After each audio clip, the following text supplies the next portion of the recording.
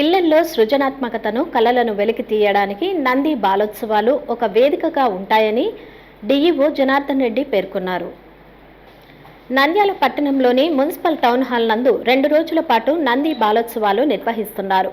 నంది బాలోత్సవాలను బుధవారం ప్రారంభించారు. ముఖ్య అతిథిగా జిల్లా డీఈఓ జనార్దన్ రెడ్డి పాల్గొని ప్రారంభించారు.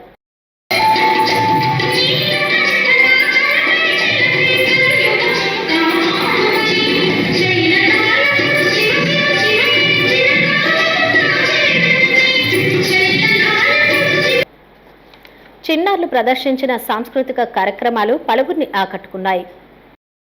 ఓ దేవదేవ విరూపాక్ష స్వామి కోటి నమోవాకాలు. ఈ దివ్య మంగళ కరుణా కటాక్ష వీక్షణలతో శ్రీ విద్యారణ్య స్వామి శుభాశిస్సులతో ఈ సామ్రాజ్యం శాఖోపశాఖలుగా విస్తరిల్లి మహాసామ్రాజ్యంగా వెలుగొందుగాక. ముక్కారు వానలతో తడిసి మురిసిన భూమాత సస్యశ్యామలంతో ఈ ప్రజానికానికి ఆకలనేదే తెలియకుండా చేసింది. ఆ అన్నపూర్ణమాత ఆదరంతో అన్నమో రామచంద్ర అన్న మాటనే మరిపించింది. నంద్యాల జిల్లా వ్యాప్తంగా 3,000 మంది విద్యార్థులు పాల్గొన్నారు. విద్యార్థులు పలు రకాల సాంస్కృతిక కార్యక్రమాలు ప్రదర్శించారు. డీఈఓ జనార్దన్ రెడ్డి మాట్లాడుతూ నంది బాలోత్సవాలు నంద్యాలలో నిర్వహించడం ఎంతో సంతోషంగా ఉందన్నారు. నంది బాలోత్సవాల ద్వారా పిల్లల్లో ఉత్సాహం, చదువు పట్ల ఆసక్తి, మన సంస్కృతి సాంప్రదాయాల పట్ల అభిమానం కలుగుతుందని పేర్కొన్నారు. మొదటి రోజు బుధవారం 12 రకాల కార్యక్రమాలు ప్రదర్శించారు.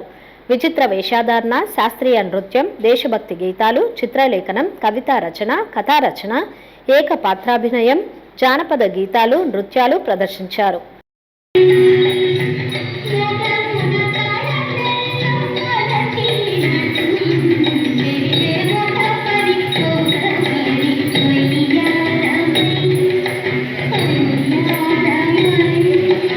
కార్యక్రమంలో పలువురు పట్టణ ప్రముఖులు పాల్గొన్నారు.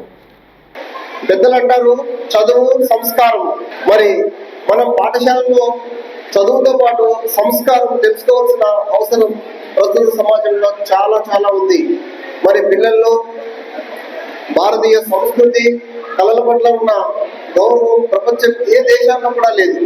మరి అంతటి మహోన్నతమైన భారతీయ సంస్కృతిని, కళలను పరిరక్షించడానికి మరి నంది బాలోత్సవం చేయడానికి మరి ఏర్పాటు చేస్తూ చాలా గొప్ప నిర్ణయం తీసుకున్నారు. మరి పిల్లల్లో చదువు ఒక్కటే కాదు, పిల్లల్లో అద్భుతమైన శక్తులు ఉన్నాయి, అద్భుతమైన కళా నైపుణ్యం ఉంది, పిల్లల్లో ఎంతో క్రియేటివిటీ ఉంది, సృజనాత్మకత, పిల్లల్లో ఇన్నెట్ ఎబిలిటీస్, సహసిద్ధంగా పిల్లల్లో ఉన్న కళలను వెలికి తీయడానికి ఇది ఒక గొప్ప మహత్వ భాగ్యంగా, అవకాశంగా భావిస్తున్నాను.